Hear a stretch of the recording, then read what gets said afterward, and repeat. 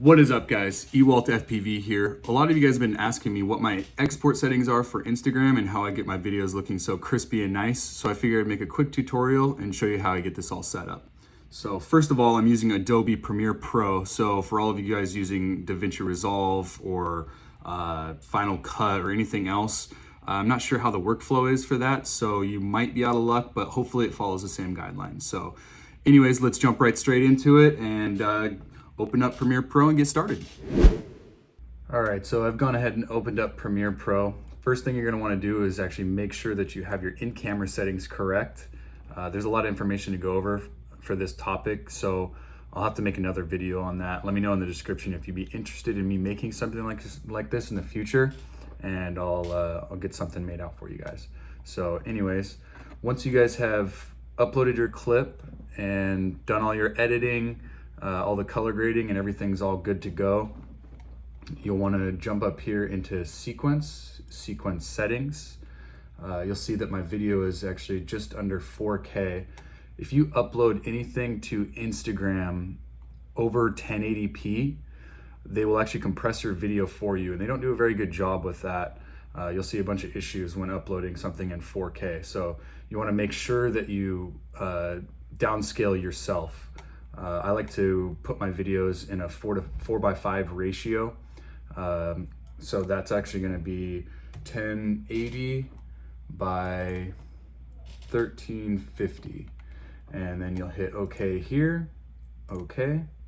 And then you'll actually see that this video is zoomed in quite a bit.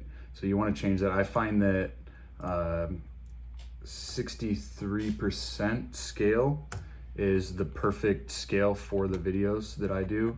I'm not sure if that'll change depending on, whatever, but 63 is perfect for me. So anyways, yeah, so once you're done with that, you'll see your video here. It crops it in a little bit.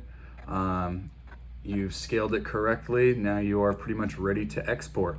So what I'll do here is obviously make sure that your in and out points are correct. You want to make sure that just your video is going to export. And then I use my hotkeys, Control M, and it'll bring up the export settings. All right, so this is pretty much where all the magic happens. So H.264 is the best.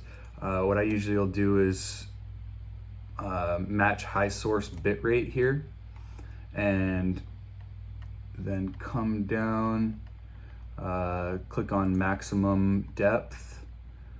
You'll see here too that your width is 1080, your height is 1350, which is the 4:5 ratio. Come down here, none of this really needs to change.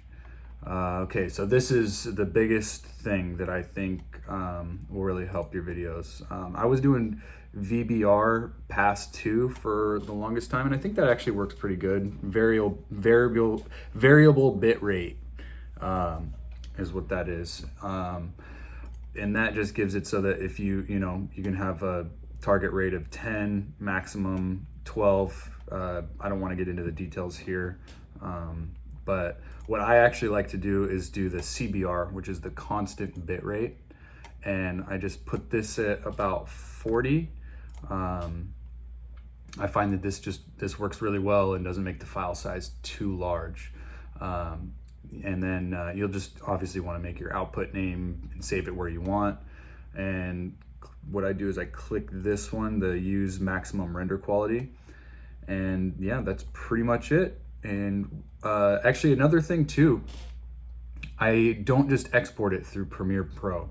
I use the queue, and I've downloaded the media encoder, Adobe Media Encoder. I think that actually does a better job exporting videos for you. So you'll want to make sure to use that as well. I think it does a really good job. So you do that, and then you pretty much just hit play here, and your video will export and you'll be ready to go. So yeah, anyways guys, hope that was helpful. Let me know in the description if that fixed your guys' export settings, or if that helped you out at all. Make sure to smash the like button and subscribe, and I'll see you guys on the next video.